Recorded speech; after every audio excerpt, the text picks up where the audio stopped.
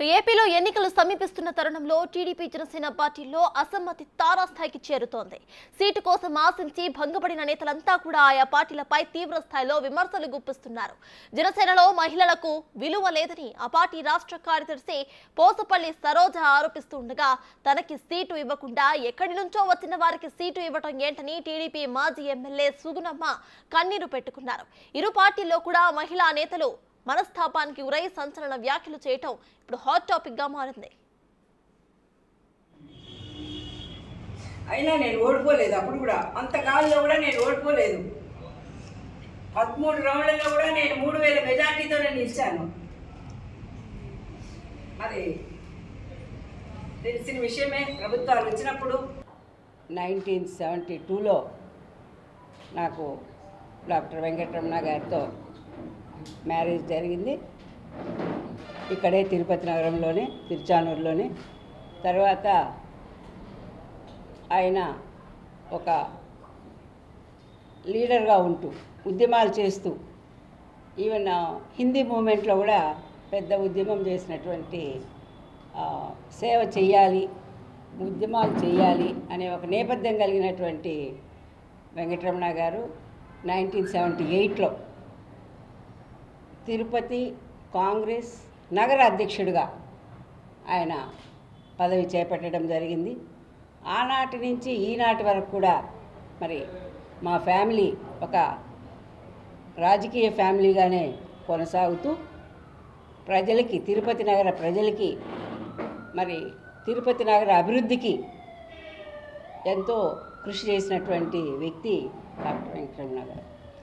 ఆ రోజున అగరాల ఈశ్వరరెడ్డి గారిని 1978లో నగర అధ్యక్షుడి బాధ్యతతో అసెంబ్లీకి పంపించినటువంటి కుటుంబం మాది. ఎంతో మరి ఆ ఎన్నికల్లో ఎంతో తోడ్పడేవాళ్ళం.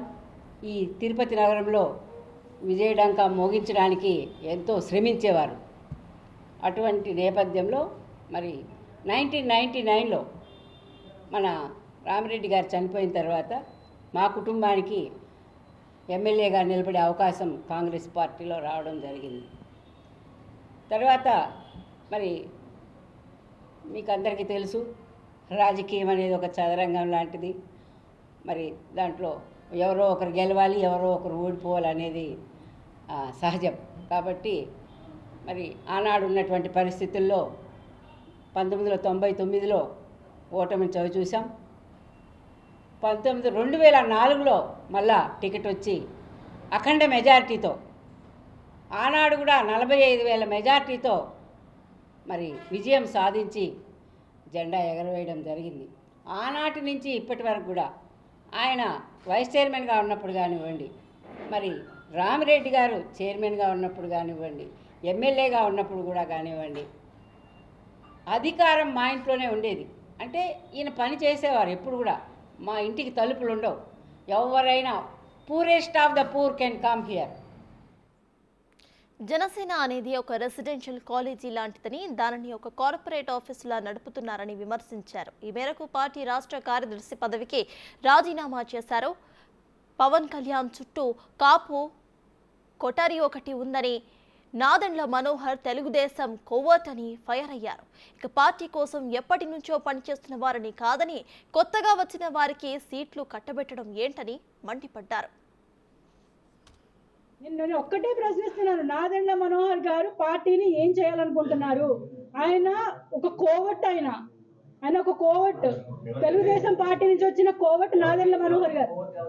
ఈరోజు చూసుకుంటే అండి, జనసేనకి ఇచ్చిన దగ్గరికి ఒక 18 సీట్లు కన్ఫర్మ్ అయినాయండి. 21లో 18 సీట్లు కన్ఫర్మ్ చేశారు.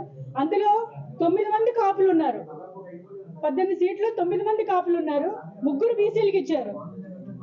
విశాఖ సౌత్ ఒకటి, నరసాపురం ఒకటి, అనకాపల్లి ఒకటి. వీటిల్లో కొనసాల రామకృష్ణ గారు కానివ్వండి, ఆ వంశీకృష్ణ యాదవ్ కానివ్వండి, లేదంటే కొత్తగా వచ్చిన తిరుపతికి సంబంధించిన ఆరాణి వీళ్ళ బాలశౌరి గారు అక్కడ ఎంపీ కానివ్వండి, వీళ్ళందరూ కూడా పార్టీలో కొత్తగా వచ్చారు. 10 సంవత్సరాల నుంచి కష్టపడుతున్న పార్టీకి సంబంధించిన వాళ్ళు ఎందుకు కనిపించట్లేదు? ఈరోజు కొత్తగా వచ్చి టికెట్లు పట్టుకెళ్ళిపోతే వాళ్ళకి మేము వెనకాల ఊడిగం చేయాలా? వాళ్ళ వెనకాల మేము వాళ్ళకి రాజకీయం చేసి పెడితే వాళ్ళు ఎమ్మెల్యే సీట్లలో కూర్చొని పదవులు అనుభవిస్తారా? ఏమైనా న్యాయంగా ఉందండి? అసలు అసలు మహిళలకి ఏముంది అక్కడ? గంటా స్వరూప అని రాజమండ్రి సంబంధించినటువంటి స్టేట్. ఇక మరోవైపు తిరుపతి టికెట్ తనకు కేటాయించకపోవడంపై మాజీ ఎమ్మెల్యే సుగుణమ్మ కన్నీరు పెట్టుకున్నారు.